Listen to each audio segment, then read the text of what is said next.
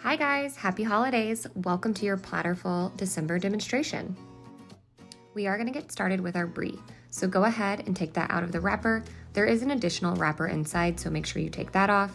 Then we are just going to slice it into nice little wedges like you see me do in the video. So you will cut it in half, spin it, cut it again, and this will allow us to have these nice cute little wedges on our board and make them really easy for people to pick up.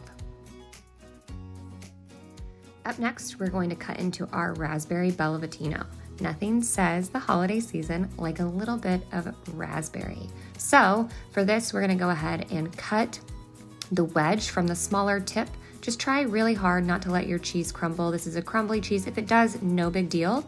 But what you'll notice I do is that first cut that I make on the tip of the wedge is a little bit larger, about an inch. And then as I go up the wedge, I get a little bit smaller, about 1/4 of an inch to 1/2 of an inch. If it starts to crumble, as you can see mine doing, totally fine. We will just use those crumbles and place them, kind of making them back into what they were supposed to be with the slices as we place it on our board.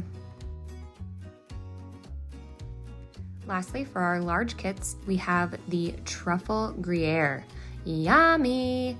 So for this one, we are going to cut the cube, the larger square, in half, and then we will just slice it.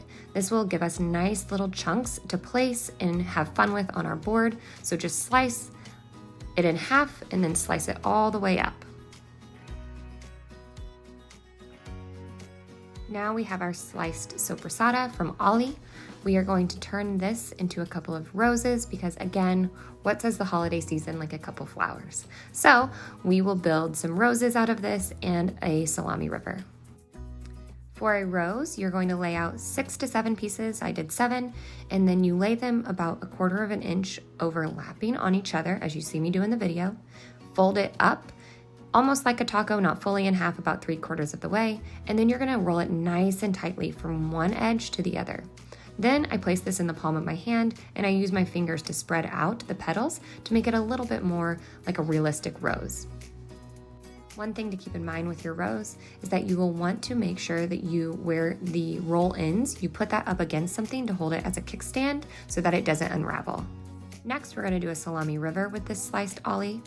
So what you do, take one piece of salami, fold it in half like a taco, take another piece, fold it in half, overlap them halfway, and then you're going to fold that first piece down.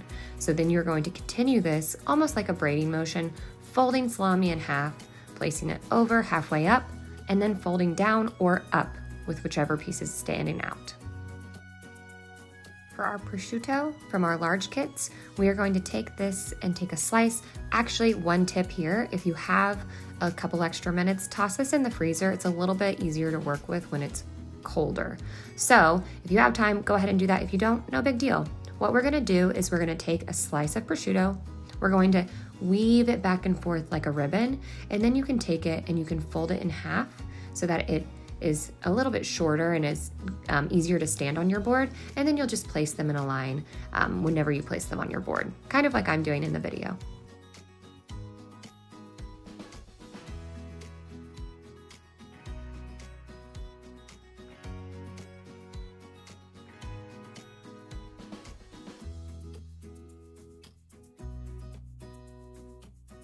Now a shout out to some of our box sponsors. So we have Briette, the dulce de leche brie cheese. We have the sliced soppressata from Ollie. We have these super delicious Southern City Flavors candied pecans. We have the ginger snap cookies from Partake. The toasted snack crackers, everything flavored, from Craze. We have the delicious little chocolate cups from Unreal. We have the orange marmalade from St. Delphore. From Unique Snacks, we have the pretzel shells.